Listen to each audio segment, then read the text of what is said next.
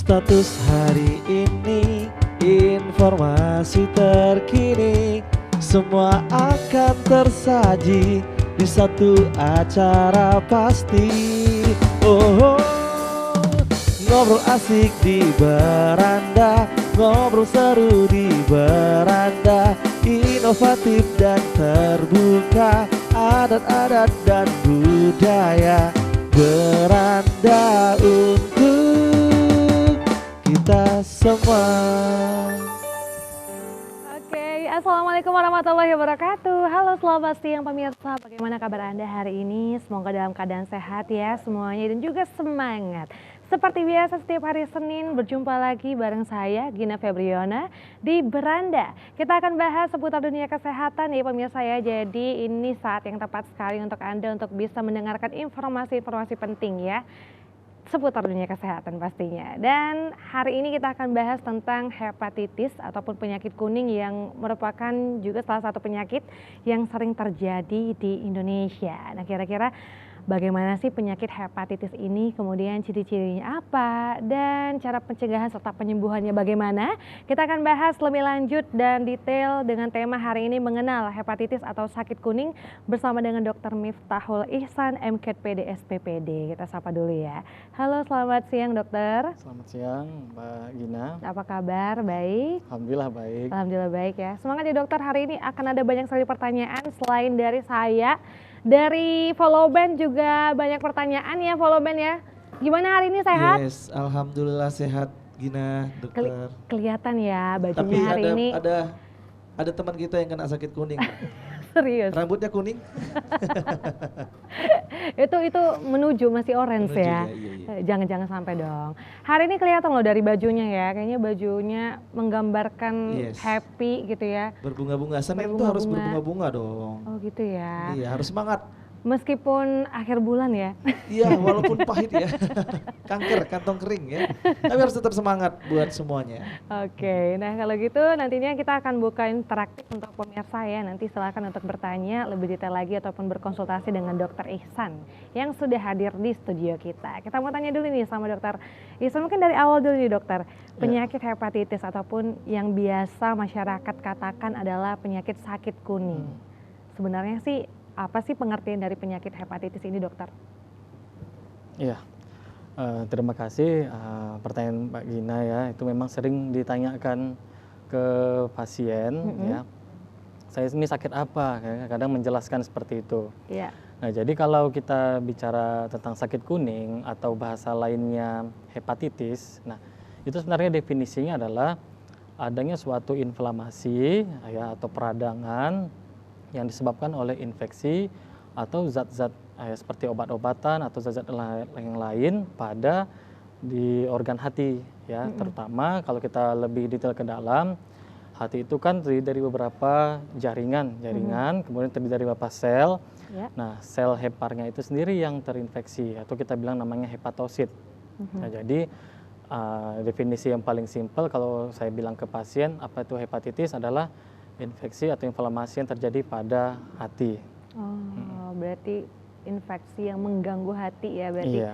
Terus dok, saya pernah dengar hepatitis ini terbagi atas beberapa jenis gitu ya dok. Ada berapa jenis sih sebenarnya dok?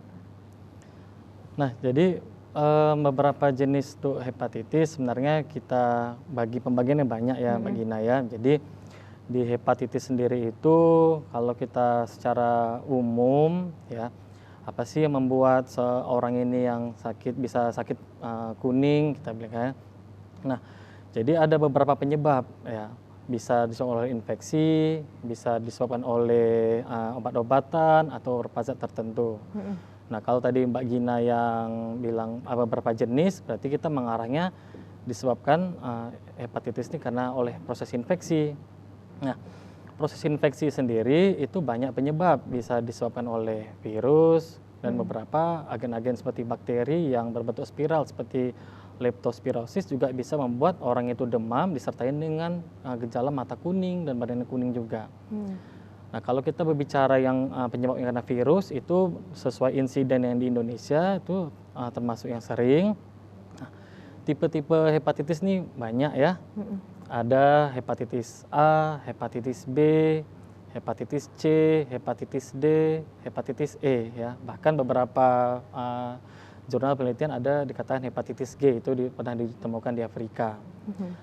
Nah, sesuai dengan penyebabnya, virusnya sendiri kita bagi dua. Ada virus yang isinya DNA dan ada virus yang isinya RNA. Nah, yang DNA inilah yang contohnya yang hepatitis B. Nah, selain itu, selain yang hepatitis B berarti yang lebihnya adalah yang isinya adalah RNA seperti hepatitis A, hepatitis C, hepatitis D, dan hepatitis E seperti itu. Nah, itu beberapa tipe-tipe dari jenis hepatitis. Oke. Ada 5 jenis hepatitis A, hepatitis B, sampai dengan hepatitis E ya, dokter. Seperti anak-anak bilang A, B, C, D, E gitu ya. ya. Iya dokter, jadi sebenarnya kelima penyakit ini juga dinamakan penyakit kuning juga ya dok ya? Iya. Namun beda faktor penyebab gitu ya dokter? Iya, bagus. Jadi dari 5 ini, nah kalau kita ambil dari 5 tipe ini, kita bagi 2 penyebabnya. Ada yang ditularkan dari makanan minuman yang terkontaminasi atau istilahnya kita bilang fecal oral route. Iya. Ya. Nah, itulah yang hepatitis A dan hepatitis E tadi. Nah, ada juga yang penularannya dari darah, serum, kemudian dari cairan tubuh, atau nanti dari jarum suntik, transfusi. Nah, itulah kita katakan hepatitis B dan hepatitis C, seperti itu, dan hepatitis D. Dan dari keduanya ini, pembagiannya, cara penularannya, kita lihat juga proses infeksinya. Nah, paling sering yang bisa menyebabkan hepatitis akut, ya dikatakan akut kalau dia proses infeksi atau inflamasinya itu di bawah 6 bulan. Nah, secara insiden itu paling sering adalah hepatitis A. Ya, jadi hepatitis A ini yang paling sering menimbulkan hepatitis akut, diikutin oleh hepatitis B. Kemudian bagaimana kalau proses akut ini lama-kelamaan tidak ada perbaikan, sampai di atas 6 bulan lebih, tetap terjadi peradangan pada sel hepar atau sel hatinya kita katakan, itu dikatakan hepatitis yang kronis, yang dialami lebih dari 6 bulan. Dan itu siapa yang paling sering menyebabkan di Indonesia ini? Itulah hepatitis B dan hepatitis C. Jadi kalau hepatitis A sangat jarang dan hampir tidak ditemukan menjadi proses yang kronis. Kalau di Indonesia sendiri, dari kelima jenis ini, hepatitis apa yang sering diidap oleh masyarakat Indonesia, dokter? Ya, jadi kalau kita bicara secara epidemiologi di Indonesia, kalau kita bicara hepatitis akut, itu yang paling sering dijumpain di beberapa kasus di rumah sakit, ya itu yang paling sering adalah hepatitis A, ya. Tapi alhamdulillah dengan progresnya itu hepatitis A ini termasuk adalah penyakit yang self limited disease. Artinya dengan nanti pasien istirahat, kita cukupkan hidrasi dan cairannya dan beberapa obat-obatan, itu bisa mendukung progres pasiennya bisa lebih cepat sembuh, full recovery atau kita katakan sembuh sempurna seperti itu. Nah, kalau kita bicara hepatitis yang kronis, yang paling sering di Indonesia ini angka kejadian adalah hepatitis B. Ya, itu paling tinggi. Kemudian diikutin angka kedua adalah hepatitis C. Oke, dokter. Nah, kalau gejala-gejalanya sendiri, biasanya apa dokter ciri-ciri yang bisa kita jumpai di pasien yang mengidap penyakit hepatitis? Selain tadi tubuhnya berwarna kuning, apalagi dok? Ya.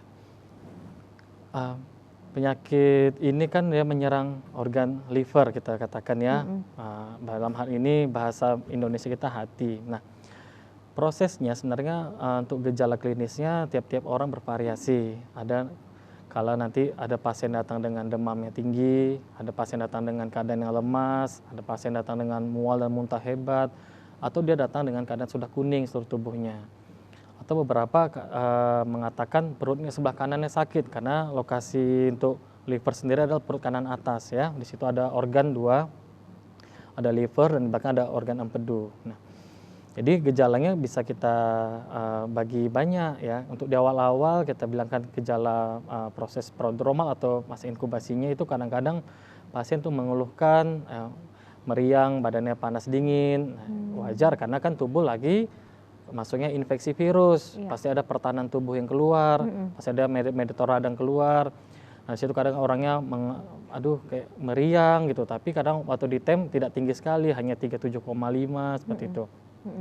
Kemudian proses berikutnya karena dia dekat organ-organ pencernaan dan bisa membuat suatu peradangan di hati, itu membuat kadang pasiennya mengalami mual. Ya. Mual aja, bahkan sampai beberapa yang nggak tahan sampai muntah-muntah terus menerus seperti itu. Dikira-kira nanti di masyarakat kadang-kadang seperti ini seperti gejala masuk angin, gejala asam lambung, ya kadang-kadang gejalanya hampir mirip-mirip karena ada mual muntah terlalu umum seperti itu gejalanya, orang mikir ini masalah lambung, padahal kadang-kadang hepatitis pun memberikan gejala yang seperti itu juga. Nah, gejala yang lain bisa disertai dengan buang air kecil yang seperti teh pekat. Nah, jadi waktu pasien nanti buang air kecil, loh kok buang air kecil saya pekat sekali gitu ya. Nah, kemudian beberapa nanti mengalami disertai nanti nyeri perut ya, nyeri perut yang sebelah kanannya ini itu kadang sakit ya, ditekan kadang sakit. Kemudian masuk fase berikutnya itu adalah fase ikterik. Nah, di mana nanti terjadi peningkatan bilirubin yang tidak atau sulit untuk diubah oleh sel hepar karena lagi mengalami peradangan. Nah, itu kadang nanti dilihat matanya kuning atau kalau bahkan lebih tinggi kadar bilirubinnya seluruh badannya kuning. Nah, untuk melihat mata yang kuning ini pun beberapa kita kan di Indonesia banyak orang mengendarai sepeda motor ya, kadang-kadang tidak pakai helm yang full face, tidak pakai kacamata, kadang-kadang memang di lapisan depan matanya itu memang sedikit lapisan itu memang sedikit tidak seputih mata yang di dalam. Makanya untuk memeriksakan mata yang kuning itu kadang-kadang untuk kita periksakan pasiennya ya, atau kita bisa coba sendiri di rumah. Kita menghadap ke bawah, kelopak mata diangkat ke atas. Nah, itu lebih mendeskripsikan bahwa memang inilah yang nampak, yang terlindung ini kalau memang sudah kuning itu memang terjadi namanya jaundice atau ikterik kita bilang. Kadang-kadang kan ditengok ini mata orang kok agak kuning, ternyata dia sering naik motor atau sepeda motor kita katakan yang tanpa helm full face. Jadi di mata itu memang ya kita lihat kok nggak jernih seperti mata yang putih yang pada umumnya gitu. Tapi untuk lebih detail dan di kedokteran pemeriksaan seperti itu juga. Jadi lihat ke bawah, kita angkat kelopak ke atas, nah kita lihat memang ada kuning ini. Oke, baik dokter, kita akan bahas lebih lanjut lagi tentang mengenal hepatitis ataupun sakit kuning ya pemirsa, jangan kemana-mana, tetap di Beranda. Ya, terima kasih untuk Anda yang masih setia menyaksikan Beranda pada hari ini ya. Kita masih bahas tentang mengenal penyakit hepatitis ataupun sakit kuning ya.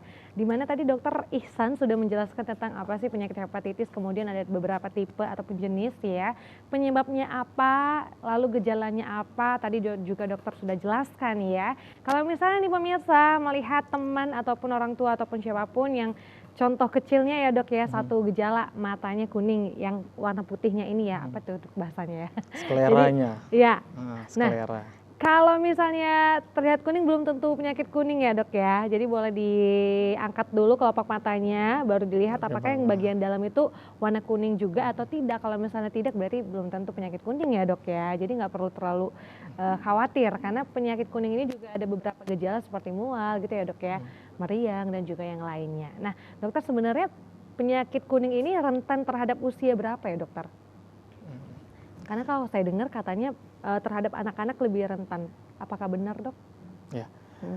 Jadi menyambung yang tadi untuk yang matanya kuning yang tadi kan cara melihatnya yang benar. Tapi kalau sudah nanti nampak badannya kuning, kalau saya tengok matanya lagi udah pasti kuning gitu. Dokter benar. Nah, di usia berapa yang paling rentan? Nah, jadi tergantung insiden hepatitisnya. Nah, jadi kalau kita bicara untuk hepatitis A, nah jadi hepatitis A itu kan penularan dari fekal oral ya. Itu biasanya yang dapat mengenai di usia dewasa muda. Artinya dewasa muda itu dari usia dia pubertas atau bahkan lebih mudanya lagi seperti anak-anak ya. Usia SMA, SMP, SD seperti itu. Karena apalagi di beberapa kasus kan kita jumpain misalnya dalam suatu asrama karena penularan ini dari makanan minuman terkontaminasi, jadi satu anak yang kena hepatitis A sakit kuning kita katakan seminggu lagi ada kawan yang kuning, seminggu lagi kawan yang kuning, selalu bergantian gitu. Nah itu secara insidensi yang hepatitis A, jadi dapat mengenai dewasa muda. Gitu juga pada usia-usia produktif, ya misalnya pekerja yang kita tahu kesibukannya tinggi, kadang-kadang makannya tidak teratur, kadang-kadang makan, minum sembarangan, atau beberapa ada kasus juga yang sampai full timer, ada yang sering sampai begadang malam, ya masih mahasiswa mengerjakan skripsinya hampir setiap minggu banyak begadang, kan itu menurunkan daya tahan tubuhnya ya, dan juga merusak sel-sel hepar. Jadi begadang itu pun ya tidak disarankan memang ya. Jadi nanti bisa merusak sel-sel hati kita ya. Nah, itu tingginya kasus hepatitis A di situ. Nah, kalau hepatitis B, kita bicara hepatitis C itu, ini kita bicara yang lebih dewasa lagi. Ini biasanya usia-usia di atas 35 ke atas semua, sesuai dengan faktor-faktor risikonya. Karena untuk penularan hepatitis B, hepatitis C ini, penularannya kan tadi saya singgung di awal, bisa dari darah, cairan tubuh, ya, kemudian alat suntik, kemudian bisa dari transfusi. Nah, cairan tubuh yang dimaksud itu bisa menulari dari beberapa hubungan seksual yang tidak aman, ya, tidak memakai pelindung atau bergonta-ganti pasangan. Dari situ penularannya hepatitis B dan hepatitis C. Ya. Jadi hampir sama seperti penularan dari HIV. Nah, kemudian misalnya ada pengguna narkoba, jarum suntik, itu misalnya jarumnya dipakai bergantian, nah itu gampang terjadi penularannya untuk hepatitis B-nya. Nah kadang-kadang pada hepatitis C pun untuk gejala akut dia lebih sering asimptomatis, artinya tidak ada gejala. Nah, gejalanya ketahuannya pas sudah nanti beberapa kasus dijumpain pasiennya sudah hampir mengalami gagal hati, ya, atau kita bilang anti-sirosis seperti itu. Nah, tapi kalau tadi kita batas-batasan usia, nah, jadi itu mappingnya. Kalau yang penularan fekal oral itu lebih sering dewasa muda, tetapi kalau yang hepatitis B dan C yang penularannya dari darah, cairan tubuh dan suntikan itu lebih sering usia di atas 35 tahun ke atas. Oke, berarti sebenarnya penyakit hepatitis ini menular ya dok ya? Iya, dia Bisa termasuk menular, ya? penyakit yang ditularkan, menular. Oke. Ya. Ada penularan yang dari cairan tubuh dan darah, ada penularan dari fekal oral, artinya makanan minuman terkontaminasi. Tapi sampai saat ini penularan dari udara, artinya dari airborne itu masih dalam beberapa studi, karena ada beberapa kasus yang kemarin, ya, kasus hepatitis misterius. Tapi sebelum kasus hepatitis misterius ini tidak ada penularan dari udara. Tapi menyambung nih tentang hepatitis misterius yang sempat viral beberapa waktu lalu ya dokter, yang biasa terjadi, yang akan menyerang anak-anak gitu ya dok. Itu kan jadi ketakutan nih untuk masyarakat kita gitu. Apakah benar ada hepatitis misterius itu dokter? Ya, kalau kita katakan apakah ada penyakit hepatitis misterius ini, kita katakan memang sudah ada, dibuktikan dari beberapa kasus yang sudah terjadi di khususnya beberapa negara Eropa, ya, setelah angka pandemi COVID itu sudah mulai menurun, muncul beberapa kasus yang menyerang anak-anak di Eropa. Nah, di sana dijumpain untuk hepatitis ini kan pemeriksaan untuk di darahnya ada namanya pemeriksaan fungsi hati, ya, seperti SGOT, SGPT, ya, serum glutamat piruvat transaminase atau serum glutamat oksaloasetat transaminase, dan itu meningkat, ya, lebih dari 10 kali, di atas 500-an nilainya. Waktu mereka periksa hepatitis A negatif, B-nya negatif, C-nya negatif, ya, bahkan sampai hepatitis E-nya anti HIV untuk pemeriksaannya juga negatif. Nah, disitulah disimpulkan ini virus apa jadinya yang menyebabkan peradangan pada hepar si anak gitu, atau liver, ya, pada hatinya anak-anak itu.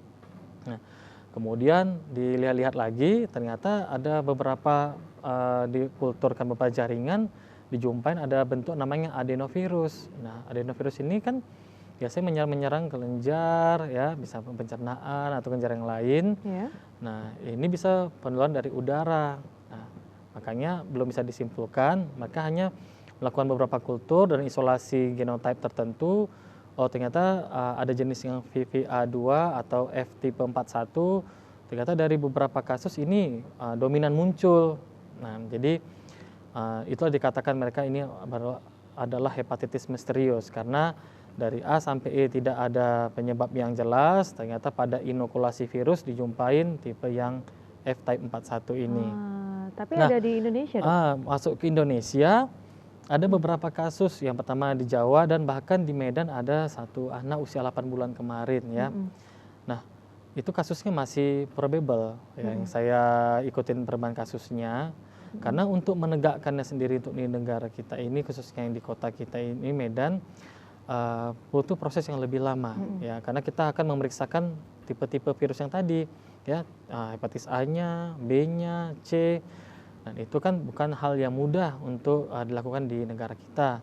Kemudian untuk whole genome sequencing, bila ini semua negatif, barulah kita tegakkan nanti ini keadaan seperti probable. Tapi untuk kasus confirm ya sendiri, artinya memang ini yang pasti, itu belum dapat dibuktikan di negara kita. Jadi kemarin pas zaman-zaman pas waktu lalu itu yang kasus hepatitis misterius, pas saya tugas juga kemarin di rumah sakit di daerah ada Sibolga, ada juga yang kuning, ya belum memikir ke arah sana karena angka kejadian ke Indonesia kan masih sedikit. Ternyata ini memikirkan ke arah hepatitis A, diperiksakan ternyata benar anti HAV-nya positif. Nah, masih dia terdiagnosa dengan hepatitis A. Oke, baik dokter. Kalau kita berbicara tentang hepatitis ini, apakah penyakit ini termasuk penyakit yang berbahaya hingga menyebabkan seseorang pasien itu meninggal, dokter? Kalau misalnya tidak kita tangani secara serius. Ya. Penyakit hepatitis ini bagaimana kalau tidak kita tangani secara serius seperti pertanyaan Mbak Gina tadi, apakah ini berbahaya? Jelas berbahaya ya. Apalagi kategori hepatitis yang yang DNA itu hepatitis B. Dia bisa membuat dikatakan namanya hepatitis fulminan, artinya peradang hatinya itu terlalu luas. Ya, dibuktikan SGOT, SGPT-nya itu bahkan sampai nilainya ribuan ke atas. Bisa membuat penuh kesadaran karena zat-zat kuning tadi, bilirubin kalau meningkat kali di tubuh masuk ke barrier otak itu bisa membuat orangnya penuh kesadaran bahkan sampai kejang. Gitu ya.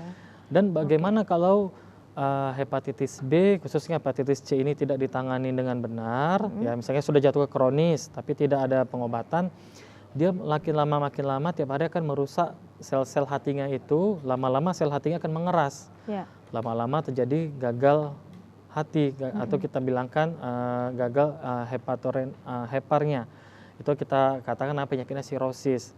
Nanti muncul beberapa komplikasi seperti misalnya perut demam besar, kemudian nanti gampang terjadi pendarahan dari saluran cerna bagian atas, bagian bawah, kemudian bisa terjadi nanti penuh kesadaran, kemudian terjadi nanti kuning lagi seluruh tubuhnya, kemudian beberapa komplikasi yang lain bisa menyebabkan berubahnya sel-sel hati tadi yang mengeras itu bertransformasi menjadi suatu keganasan atau kita katakan namanya hepatoma penyakitnya ya.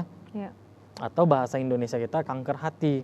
Nah, jadi bisa kanker ya dok? Bisa. Nah, jadi kanker hati itu yang bisa menyebabkan seperti itu. Kita kembali tadi yang bisa buat kronis antara dua tadi yang paling tinggi ya, hepatitis B dan hepatitis C. Jadi kalau kronisnya nggak ditangani, dibiarkan lama-lama, doa aja jatuhnya, bisa jatuh ke sirosis namanya atau gagal hati atau bahkan dia nanti ke arah kanker atau kita katakan hepatoma. Oke dokter, kita akan bahas lebih lanjut lagi pemirsa ya tentang penyakit kuning ini. Jangan kemana-mana, tetap di Beranda. Oke pemirsa, kita sudah di segmen ketiga ya untuk membahas tentang mengenal penyakit hepatitis ya. Dan kali ini kita akan coba mendengarkan pertanyaan dari Fahmi, follow band ya. Karena seperti biasa ya, beliau akan selalu bertanya dengan dokter. Kira-kira bertanya apa Fahmi? Kebetulan dulu saya pernah terkena Serius? sakit kuning ya. Beneran? Benar. Oh, iya. Jadi nggak tahu alasan kenapanya, nggak tahu karena tapi mungkin waktu SMP dulu di sekolah kita itu di bulan yang sama ada beberapa orang yang terkena gitu. Apakah itu mungkin pengaruh dari kantin yang mungkin kurang bersih penyajiannya?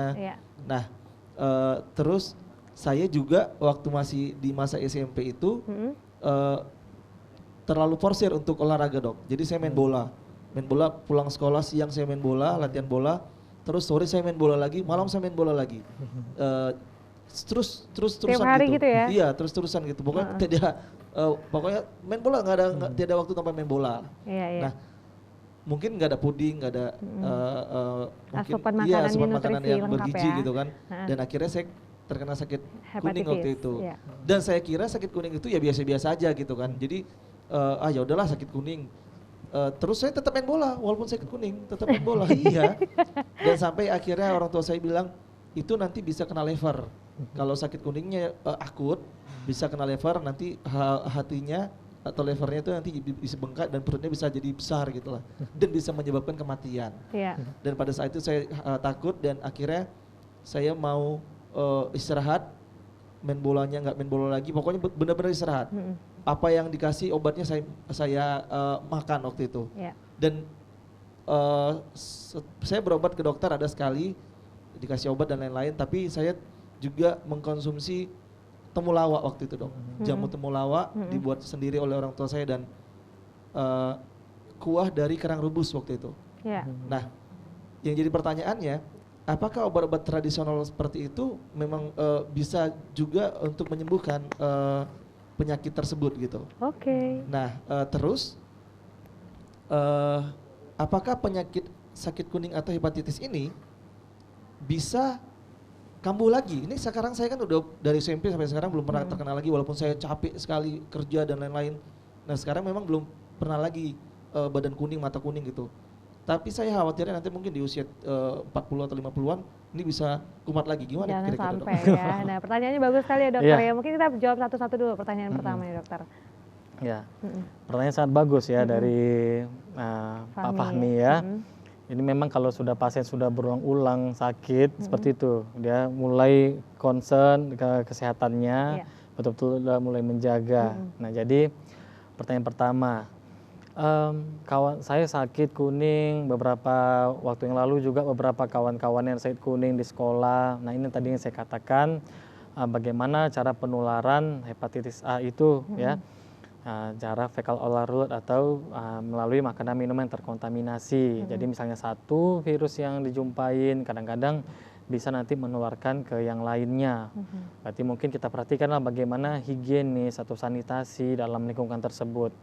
Nah, itu untuk menjawab pertanyaan Pak Fahmi tadi. Jadi apakah itu Temulawak tadi dok? bisa seperti itu kasusnya? Bisa. Memang paling sering tuh di usia-usia masih anak sekolah, ada satu kena yang lain bisa. Nah yang kedua, waktu kena yang kedua itu diporsir kali main bola ya Pak Fahmi ya. Nah sampai pagi main bola, siang main bola, malam main bola ya. Memang semua hobi main bola, saya pun hobi main bola juga ya dulu. Nah jadi pas kita melakukan aktivitas, apalagi kita bilang olahraga sepak bola itu bukan olahraga yang ringan atau yang sedang, tapi olahraga yang berat karena ada berlari, ada menendang, ya, kemudian waktunya juga lama. Nah, bagaimana pada saat itu, apakah kecukupan kalori kita itu di tubuh cukup untuk menghasilkan energi, itu dipertanyakan juga. Nah, kalau nanti di tubuh kita kurang suplai asupan energi, maka tubuh akan mengambil energi dari tempat yang lain. Itu di istilah kedokteran namanya gluconeogenesis atau glikogenolisis. Ada dua yang bisa lakukannya. Jadi dipecahnya bisa dari lapisan lemak atau dari protein untuk menghasilkan glukosa. Glukosa nanti dengan oksidasi itu menghasilkan namanya adenosin trifosfat, itu yang digunakan otot untuk bekerja pada saat main bola yang berat itu. Nah, siapa yang mengerjakan ini? Di mana prosesnya? Itu semua prosesnya ada di liver, ada di hati. Jadi di hati itulah kerjanya banyak. Jadi dia bukan hanya tempat detoksifikasi, bukan hanya metabolisme, tapi juga untuk pemecahan dan pembentukan energi baru.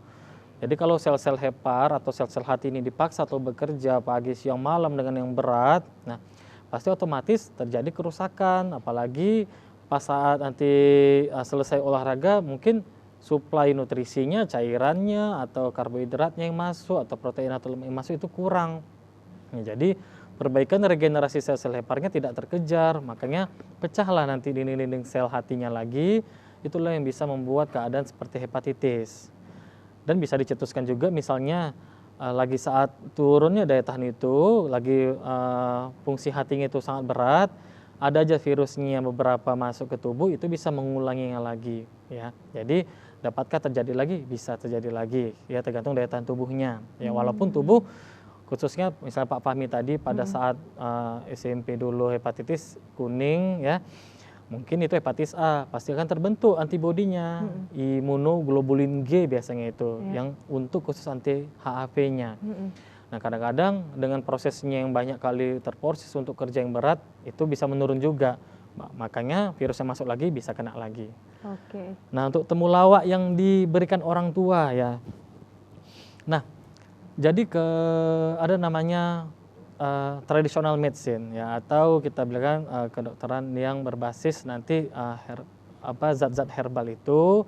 Nah temulawak sampai saat ini sudah beberapa diteliti, kita lihat studinya atau bahasa lainnya ya, temulawak itu Pak Fahmi nama lainnya Curcuma santoriza. Nanti bisa di cross check lagi kalau saya ada lupa mungkin namanya. Nah komponen salah satu dari akar rimbangnya itu mengandung namanya kurkumin. Ya, kurkumin itu ternyata pada penelitian ternyata dia berfungsi sebagai hepatoprotektor. Memang dia bisa melindungi hepar. Jadi dia gunanya bagus juga. Bagaimana cara melindunginya? Nah, kurkumin yang masuk itu termasuk adalah antioksidan ya. Jadi bisa membantu kerja di liver itu lebih bagus lagi. Nah, lagi terkena hepatitis, misalnya hepatitis akut, tadi misalnya hepatitis A, nah beberapa pasien pun tetap saya sarankan juga kalau mau dibuat silahkan ya, dibuat seperti jamu temulawak itu ya, beberapa dipotong ya kecil-kecil, direbus dengan air masak mungkin setengah liter ya, 500 cc, biar nggak pahit kali mungkin ditambah gula aren atau gula secukupnya, diminumkan 2 kali sehari ya, selama dalam fase penyembuhan ternyata juga membantu untuk perkembangan dan penyembuhan pasiennya. Untuk pada pasien-pasien yang mengalami hepatitis kronis juga tidak ada salahnya diberikan hepatoprotektor di samping pemberian obat-obat bila dia mengkonsumsi obat-obat antivirus untuk hepatitis yang untuk kronisnya. Jadi apakah temulawak itu bisa memang membantu untuk penyembuhan hepatitis? Jawabannya bisa, dan sudah banyak studi yang menunjukkan bahwa memang efektif. Karena mengandung ada zat namanya kurkumin mungkin sekitar 21%-an lebih ya gitu dalam akar rimbangnya itu.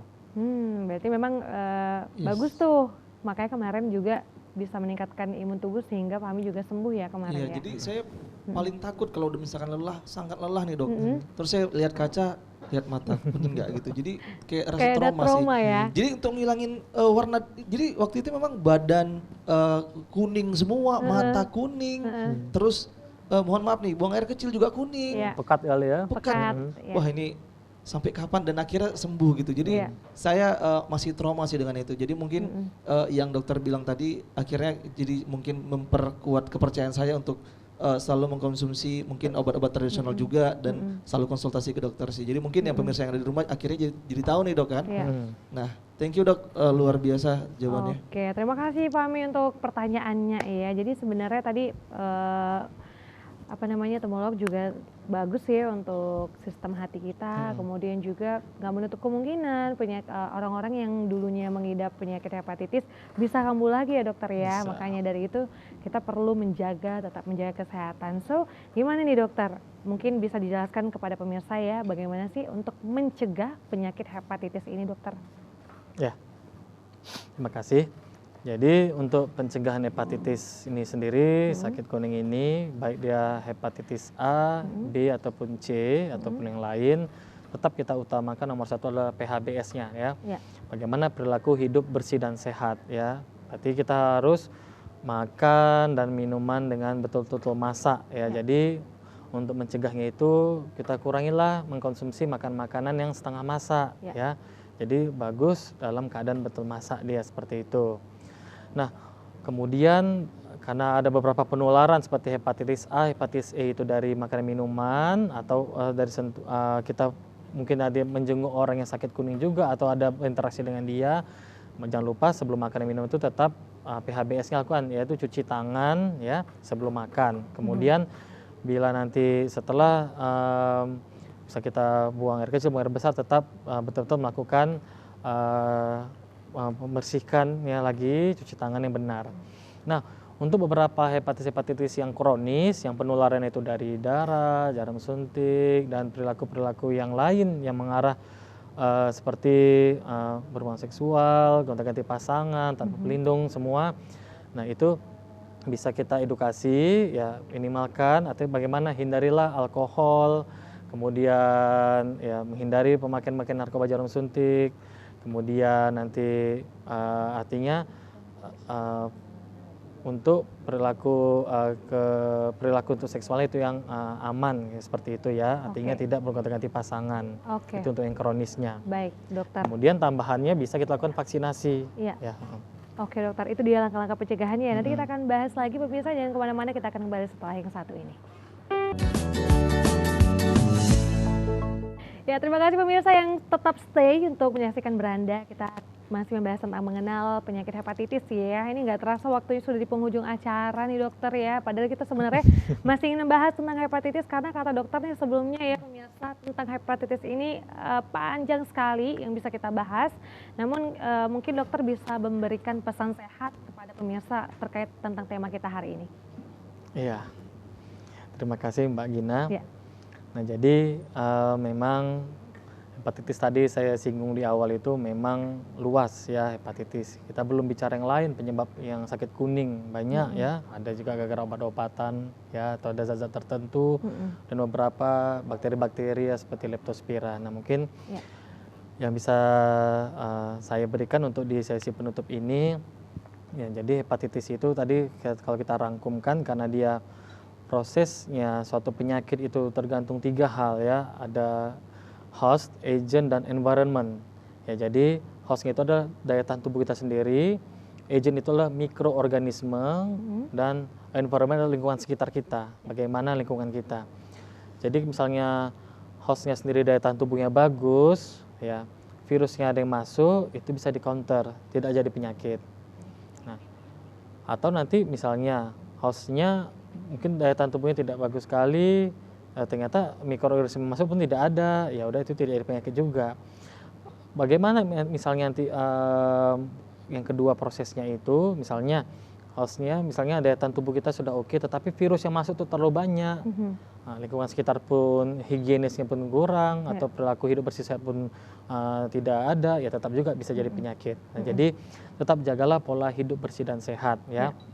Artinya makan dan minuman yang masak betul-betul matang, kemudian yang untuk pencegahan yang lain hindarilah misalnya alkohol, jarum suntik, makan narkoba, atau faktor-faktor risiko untuk yang kronis tadi bergonta-ganti pasangan. Nah, ya kemudian untuk yang bagaimana untuk hepatitis A yang paling sering pada usia muda yang dari makanan minuman, kalau bisa, misalnya dalam suatu asrama atau dalam sekolah itu, bawalah tempat makannya sendiri. Itu bisa, kalau kita memang ragu, ya tidak disarankan untuk menggunakan artinya alat-alat makan punya orang lain, ya. Kalau apalagi dalam suatu asrama itu, gunakan sendiri dan betul-betul dicuci bersih. Nah, dan pencegahan lain apa bisa dilakukan? Nah, itulah pada yang tren saat ini.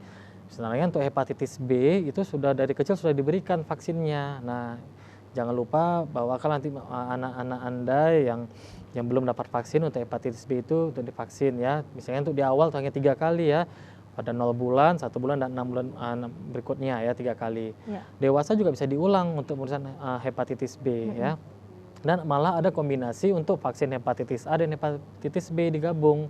Itu ada pada usia dewasa boleh diberikan ya. Tapi sampai saat ini belum tersedia vaksin untuk hepatitis C ya, hanya tersedia untuk yang A dan yang B. Kemudian buat yang beberapa yang sudah menderita penyakit hepatitis B yang kronis atau yang C, jangan lupa tetap periksakan ya, check up ke dokternya, periksakan labnya. Kalau memang masih tinggi, itu sudah mulai diberikan terapi untuk antivirus, dan itu harus teratur dan rutin meminumnya untuk mencegah terjadi gagal hati.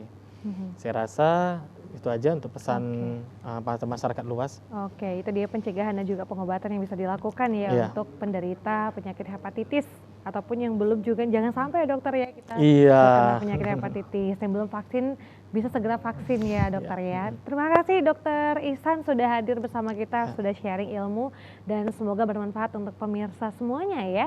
Tetap terus saksikan Beranda setiap hari Senin jam 2 siang akan ada informasi seputar kesehatan untuk Anda semua. Terima kasih, saya Gina Febriona pamit undur diri. Selamat sore dan sampai jumpa.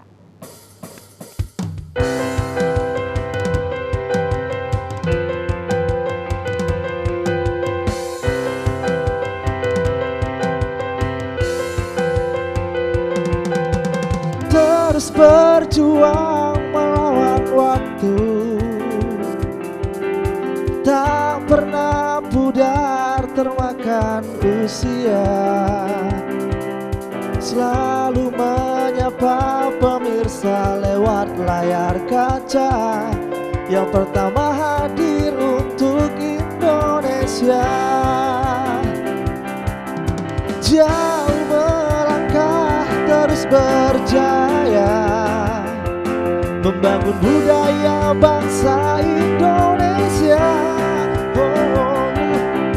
Kobarkan api semangat di dalam dada, sebagai media pemersatu bangsa. Tetap semangat, bergandeng tangan, satukan langkah bersama TVRI.